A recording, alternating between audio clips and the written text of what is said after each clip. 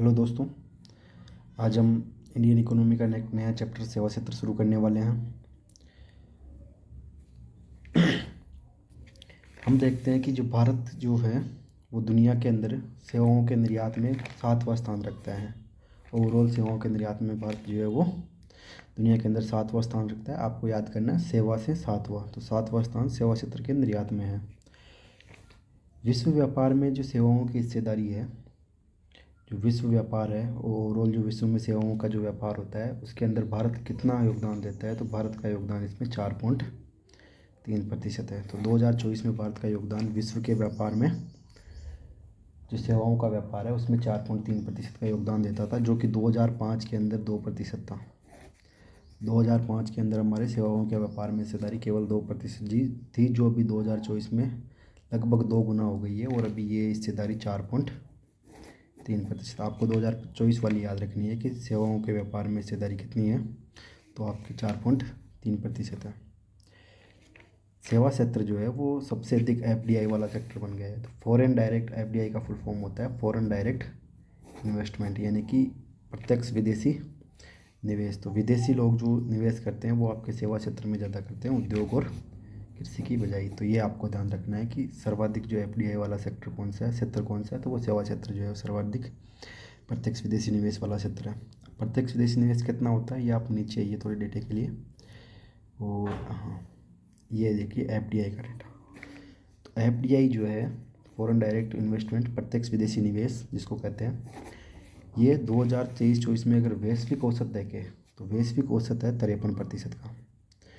53% FDI जो है वो विश्व के अंदर एक दूसरे देशों के अंदर जो है वो प्राप्त होता है। लेकिन भारत के अंदर वैश्विक औसत जो है वो एफडीआई बहुत ज़्यादा प्राप्त होता है। भारत के अंदर 80% एफडीआई 2023 से 25 के दौरान जो है वो प्राप्त हुआ है। तो भारत के अंदर एफडीआई कितना प्राप्त हुआ है, तो 2023 से 25 के दौरान भारत में एफडीआई जो है वो 80% प्राप्त हुआ है। तो औसतन हिस्सा 80%। हालांकि कोविड-19 से पहले ये थोड़ा सा कम था, उसमें जो है उसके बाद एफडीआई जो थोड़ा बढ़ा है। तो अभी 80% जो है वो एफडीआई का हिस्सा है। एफडीआई में क्षेत्र वाइज अगर देखिए तो कौन से क्षेत्र में भारत के अंदर एफडीआई ज़्यादा प्राप्त होता है, तो उसके अंदर टॉप 5 क्षेत्र है जिनका योगदान 89% है। टॉप 5 क्षेत्र का योगदान कितना है, 89%। और वो टॉप 5 क्षेत्र कौन से, इसके लिए एक ट्रिक है। वो ट्रिक आपको याद रखना है कि एसपी जो पुलिस सुपरिटेंडेंट होता है, एसपी बैट लगाता है। एसपी क्या लगाता है, बैट लगाता है, यानी कि एसपी शर्त लगाता है कि सेवाओं के योगदान में हिस्सा किसका ज़्यादा है। तो कौन करता है, एसपी बैट लगाता है। आपको याद रखना है एसपी बैट लगाता है। एसपी का मतलब यहाँ एस से सूचना और संचार सेवाएं, पी से पेशेवर सेवाएं, बी से बीमा और वित्त, ई से एनर्जी यानी कि ऊर्जा और गैस, और टी फॉर ट्रेडिंग का आपको पता रखना। तो ये टॉप 5 का आपको क्रम याद रखना है। उसके हिसाब से कैसे कि आपकी सूचना और संचार, पेशेवर सेवाएं, वित्त और बीमा, ऊर्जा और गैस और ट्रेडिंग। तो आपको एक ट्रिक याद रखनी है, कौन सी, एसपी बैट लगाता है। तो एसपी जो पुलिस सुपरिटेंडेंट होता है वो आपके बैट लगाता है, शर्त लगाता है कि क्या होनी चाहिए। तो एसपी बैट से आप याद रखना सूचना और संचार, पेशेवर सेवाएं, बी फॉर बीमा, ई फॉर एनर्जी यानी कि ऊर्जा, और टी फॉर ट्रेडिंग।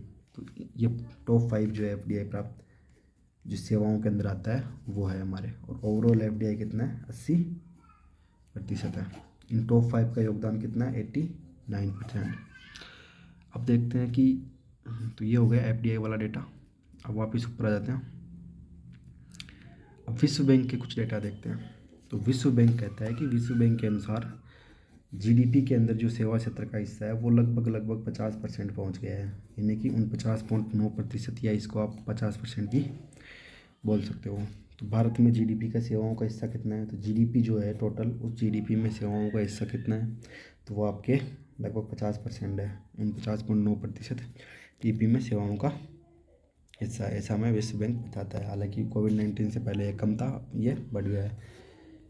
जीडीपी के अंदर अलग अलग देशों की जीडीपी का हिस्सा भी बताया गया है। उसमें एक बात इम्पोर्टेंट लगी वो कि चीन में जीडीपी में लगातार सेवा क्षेत्र का योगदान जो है वो कम हो रहा है। सर्वाधिक गिरावट जो सेवा क्षेत्र के योगदान में चीन में देखने को मिली है। तो ये वहाँ डेटा दिया गया था, तो देख लेना, वैसे इतना कोई इम्पोर्टेंट नहीं है। चीन में सबसे ज़्यादा गिरावट सेवा क्षेत्र के अंदर देखी गई। चीन में इंडस्ट्रियल क्षेत्र जो है वो ज़्यादा बढ़ रहा है, सेवा क्षेत्र जो है वो कम हो रहा है, जबकि भारत में सेवा क्षेत्र जो है वो बढ़ रहा है। सेवा क्षेत्र सकल मूल्य वर्धन, यानी कि सेवा क्षेत्र का जो जीबी है उसमें योगदान कितना है, कितनी वृद्धि जो है उसके अंदर हुई है। तो भारत के सेवा क्षेत्र की अगर वृद्धि बात करें तो भारत में सेवा क्षेत्र में 2024 में 7.2% की वृद्धि हुई है। ये अगर हम कोविड-19 से पहले की बात करें तो उसमें 7.6% की वृद्धि कोविड-19 से पहले थी, और अभी जो वृद्धि है वो 2024 में वो 7.2% की वृद्धि है।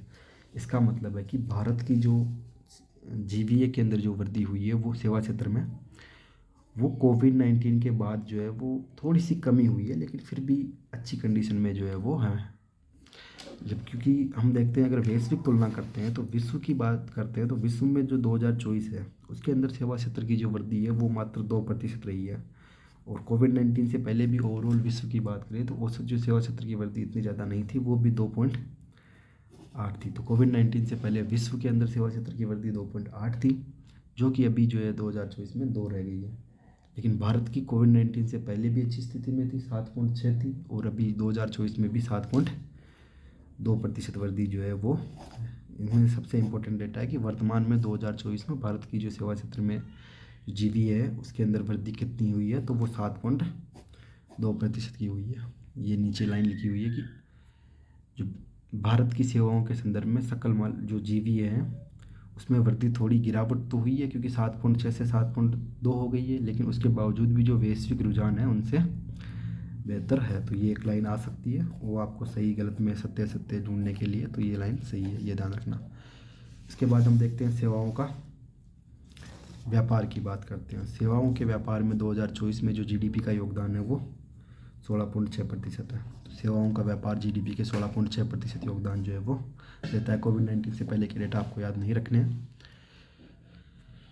तो एक बार ये डेटा वापस से देख लेते हैं हमने क्या क्या जो है वो देखा है, नहीं तो आपके मिक्स हो जाएगा। तो ये डेटा हमने देखा कि दुनिया में सेवा निर्यात में भारत का जो है 7वां स्थान है। विश्व में जो सेवाओं के व्यापार की हिस्सेदारी है वो भारत में 2024 में 4.3% हिस्सेदारी थी।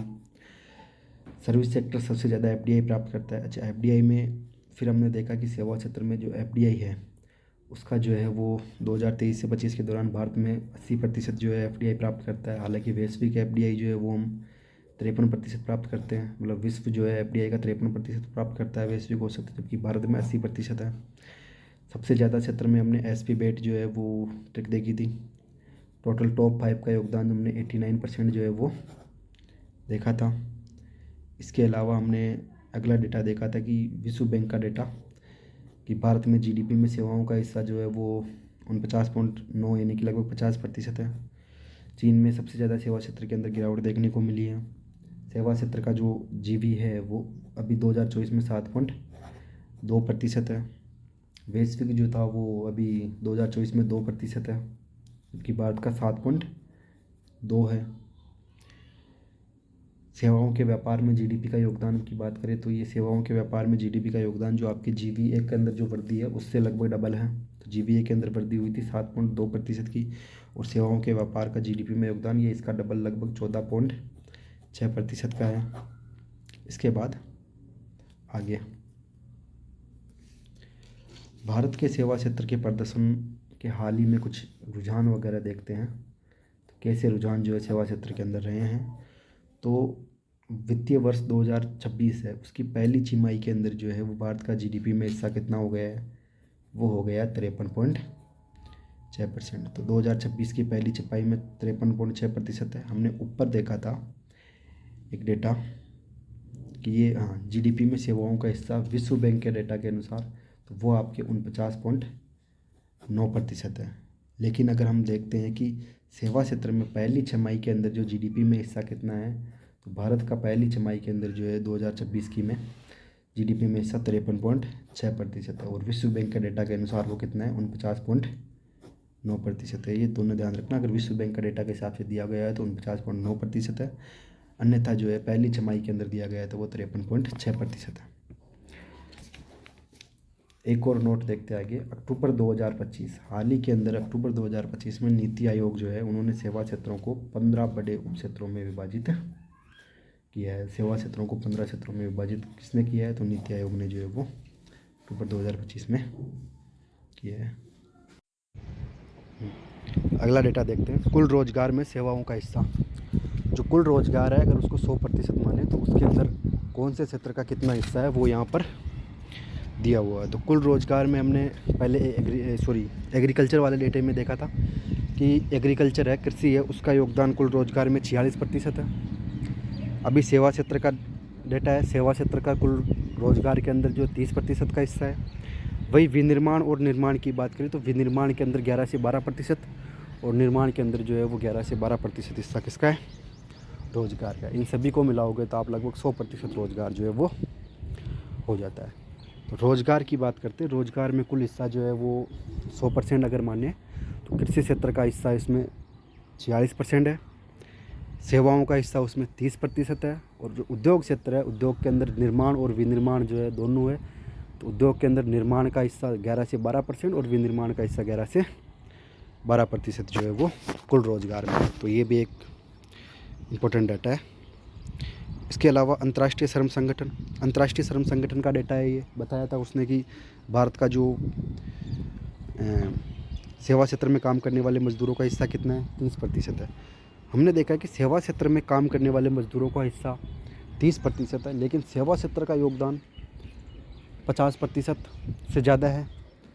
इसका मतलब कि भारत के अंदर सेवा क्षेत्र में लोग कम लगे हुए हैं, लेकिन उसका जो जीडीपी में योगदान यानी कि उसका जो मूल्य है वो ज़्यादा है। जबकि कृषि के अंदर हमने उल्टा था इसका, कृषि के अंदर जो रोज़गार में लोग ज़्यादा लगे हुए हैं, जबकि जो है वो उसके कृषि के अंदर जो इनकम है वो कम हो रही है। जबकि सेवा क्षेत्र में रोज़गार में कम लगे हुए हैं लेकिन इनकम ज़्यादा हो रही है।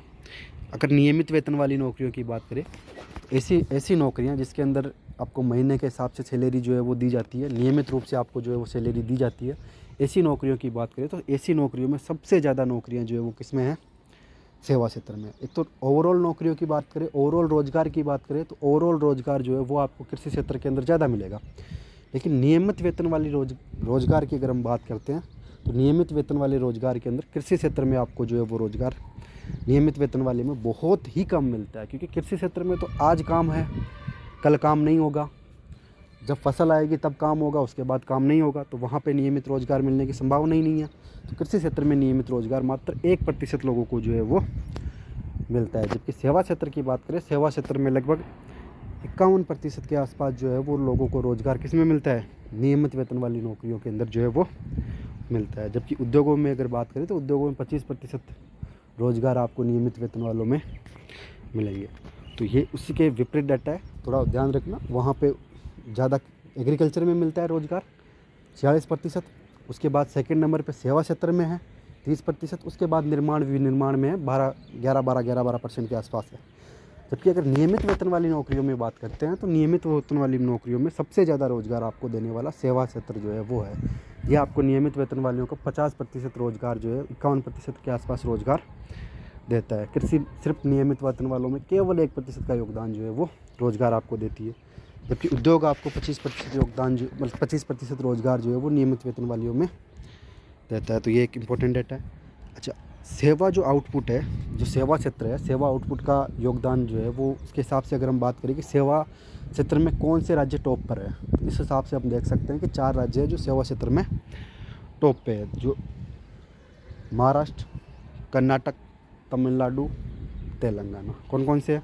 महाराष्ट्र है, कर्नाटक है, तमिलनाडु है और तेलंगाना है। ये 4 राज्य हैं जो सेवा क्षेत्र में क्या है? टॉप 4 राज्य हैं, और ये 4 राज्य 40% सेवा क्षेत्र का योगदान जो है वो देते हैं। जीडीपी में जितना सेवा क्षेत्र का योगदान पूरा भारत देता है उतना लगभग 40% योगदान जो है वो ये 4 राज्य ही देते हैं। तो अब ये 4 राज्य जिसमें सेवा आउटपुट का 40% है, वो 4 राज्य याद कैसे करेंगे? तो उसके लिए एक ट्रिक है। जो लोग जैसे कि अभी शादी ब्याह में होते हैं तो उनमें जो लोग कम टीटी होते हैं, मतलब कि कम शराब वगैरह पीते हैं, उसको टीटी होना, शराब जो पीते हैं लोग उनको बोलते हैं कि यार टीटी हो गया, तो इतना पी लिया कि टीटी हो गया। तो कम जो टीटी होता है वो सेवा ज़्यादा करता है या कम करता है? भाई जो अब उसमें क्या होता है कि बहुत सारे शादी ब्याह में क्या होता है कि बहुत सारे लोग जो टीटी होकर पड़ जाते हैं, टीटी होकर पड़े रहते हैं। अब उनसे तो दूसरों की सेवा वगैरह करना होता नहीं। जो कम टीटी होते हैं, यानी कि कम शराब वगैरह पीते हैं, वो करते हैं, वो फिर सेवा काम ज़्यादा करते हैं। तो इसलिए याद रखना कि कम टीटी है तो सेवा ज़्यादा करेंगे। तो कम टीटी से आप याद रख सकते हो, कम टीटी मतलब कर्नाटक, महाराष्ट्र, तमिलनाडु और तेलंगाना। तो इस सेवा आउटपुट का 40% हिस्सा जो है वो बनाते हैं। अब सेवा क्षेत्र में हमने रोजगार का डेटा देखा था, हमने अंतर्राष्ट्रीय श्रम संगठन का डेटा भी देखा था, वो 30% था ओवरऑल रोजगार के अंदर। तो अब इसके अंदर बताया गया है कि ग्रामीण क्षेत्र के अंदर भी अलग है और शहरी क्षेत्रों के लिए डेटा जो है वो अलग से दिया गया है कि कितना लोग जो है सेवा क्षेत्र में रोजगार करते हैं। तो अच्छा, ये बताइए कि शहरी क्षेत्रों में लोग ज़्यादा सेवा क्षेत्र में काम करेंगे या ग्रामीण क्षेत्रों के अंदर? तो ग्रामीण के अंदर तो एग्रीकल्चर में ज़्यादा लोग काम करते हैं ना, सेवा क्षेत्र में कहाँ आते हैं? तो सेवा क्षेत्र में तो शहरों में ज़्यादा काम करते हैं। तो शहरों में लोग 60% जो जनसंख्या है वो सेवा क्षेत्र में काम करती है, जबकि ग्रामीण की बात करें तो ग्रामीण में केवल 20% जनसंख्या ही है जो आपके 20% लोग ही है जो इसके अंदर सेवा क्षेत्र के अंदर लगे हुए हैं। तो ये ध्यान रखना, शहरों के अंदर 60% है और गाँवों के अंदर 20% रोजगार है जो सेवा क्षेत्र के अंदर लगे हुए हैं, यानी कि 20 या 20 से भी कम है गाँव में, और शहरों के अंदर 60 या उससे अधिक लोग जो है वो सेवा क्षेत्र के अंदर काम में लगे हुए हैं। अच्छा, उसके बाद महिलाओं का डेटा अलग से दिया गया है। महिलाओं का डेटा दिया गया है जिसमें ग्रामीण के अंदर अगर हम बात करें तो ग्रामीण के अंदर 20% तो ओवरऑल है पुरुष और महिलाओं का मिलाकर। अगर महिलाओं का बात करें तो महिलाओं का केवल 10% के आसपास महिलाएं हैं जो गाँव के अंदर सर्विस सेक्टर के अंदर जो है वो लगी हुई है, जबकि शहरों की बात करें तो शहरों के अंदर 60% ओवरऑल है, उसमें भी 60% से अधिक महिलाएं हैं जो सर्विस सेक्टर के अंदर लगी हुई है, यानी कि शहरों के अंदर पुरुषों से ज़्यादा महिलाएं सर्विस सेक्टर के अंदर लगी हुई है। ठीक है, तो हालांकि गांव में भी यही है क्योंकि ओवरऑल 20 है, उसमें से 10.5% महिलाएं हैं। तो ओवरऑल जो हम बात कर सकते हैं कि सर्विस सेक्टर है, उस सर्विस सेक्टर के अंदर पुरुषों के मुकाबले महिलाएँ जो थोड़ी ज़्यादा लगी हुई है रोज़गार के अंदर। हाँ, और उसमें भी 4 डिपार्टमेंट तो ऐसे हैं, 3-4 डिपार्टमेंट ऐसे हैं जिसके अंदर महिलाओं का वेतन पुरुषों से भी ज़्यादा है।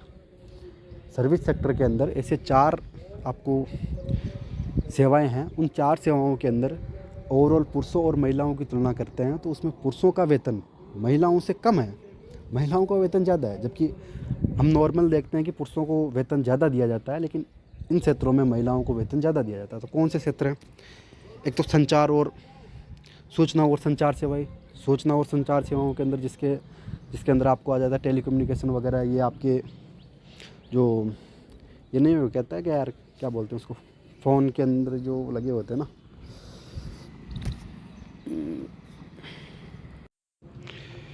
हाँ, तो फ़ोन के अंदर जो कॉल सेंटर वगैरह हो गई, इनके अंदर तो इनमें महिलाएं जो है पुरुषों की तुलना में ज़्यादा रहती हैं। स्वास्थ्य सेवाएं हो गई जिसके अंदर नर्स हो गई, अभी एम्स के अंदर जो 80% का रूल है कि 80% महिलाओं को जो है वो लिया जाता है। नर्सिंग स्टाफ में ज़्यादातर आपको लड़कियां, महिलाएं जो देखने को मिलेगी। तो स्वास्थ्य सेवाओं में, शिक्षा के अंदर अगर हम बात करें तो प्री प्राइमरी शिक्षा और जो प्राइमरी शिक्षा है उसके अंदर, और हायर एजुकेशन में भी यहाँ तक कि देखें तो पुरुषों के मुकाबले जो है महिलाएँ ज़्यादा रहती है। वही अगर प्राइवेट स्कूलों की बात करें तो प्राइवेट स्कूलों में पुरुषों के मुकाबले महिलाओं को जो है अधिक वरीयता दी जाती है, उनको पुरुषों के मुकाबले अधिक वेतन भी जो है वो मिलता है। तो इसके हिसाब से हम देख सकते हैं कि शिक्षा के अंदर है, स्वास्थ्य के अंदर है, सूचना और संचार सेवाओं के अंदर है। और एक है लोक प्रशासन, जो पब्लिक एडमिनिस्ट्रेशन है, जो RS IAS वगैरह की सेवाएं, उनके अंदर भी जो है वो पुरुषों के मुकाबले महिलाओं को थोड़ा वेतन ज़्यादा मिलता है। तो पुरुषों के मुकाबले महिलाओं को वेतन ज़्यादा मिलने के 4 क्षेत्र कौन कौन से हैं? सूचना और संचार, स्वास्थ्य सेवा, ग्रामीण शिक्षा और लोक प्रशासन। इनमें महिलाओं को पुरुषों से क्या मिलता है? ज़्यादा वेतन मिलता है। अच्छा, इनको याद कैसे रखना है? तो याद रखना है कि जो महिलाएं होती है, महिलाओं की आदत होती है क्या, हर टाइम वो करती है क्या, शॉपिंग शॉपिंग शॉपिंग। बस उनको एक ही चीज़ आती है, कहीं भी मार्केट में ले जाओ उनको एक ही चीज़ आती है, शॉपिंग कर लूँ। तो इससे आप याद रख सकते हो कि महिलाओं की आदत होती है शॉपिंग शॉपिंग शॉपिंग करना। तो शॉपिंग मतलब 3 बार ऐसे शॉपिंग शॉपिंग शॉपिंग। एक ऐसे होगा सूचना और संचार, एक से हो गया स्वास्थ्य और एक से हो गया शिक्षा, और एक आपको अलग से जो है वो याद रखना है लोगों पर प्रशासन। हालांकि जो ये बताना थोड़ा अच्छा नहीं होगा, फिर भी आप याद रख सकते हो कि महिला शॉपिंग करती है और साथ में ही जो है लोगों पर प्रशासन करती है, हुक्म जमाती है कि नहीं कि मैं तो शॉपिंग करूँगी। तो उसके हिसाब से आप ये 4 विभाग याद रख सकते हो जहाँ महिलाओं को ज़्यादा वेतन दिया जाता है। सेवा क्षेत्र के ऋण की बात करें तो सेवा क्षेत्र में जो है वो ऋण आपके जो CAGR है उसका आपको 14.3% जो है वो सेवा क्षेत्र के तो ओवरऑल ऋण है। इतना भी कहीं ज़्यादा इंपॉर्टेंट नहीं है। सेवाओं का निर्यात कितना है? जो सेवाओं का निर्यात है वो 2023 से 25 के दौरान अगर बात करें तो GDP का 9.7% जो है वो निर्यात सेवाओं के अंदर होता है। तो GDP का कितना प्रतिशत सेवाओं का निर्यात है?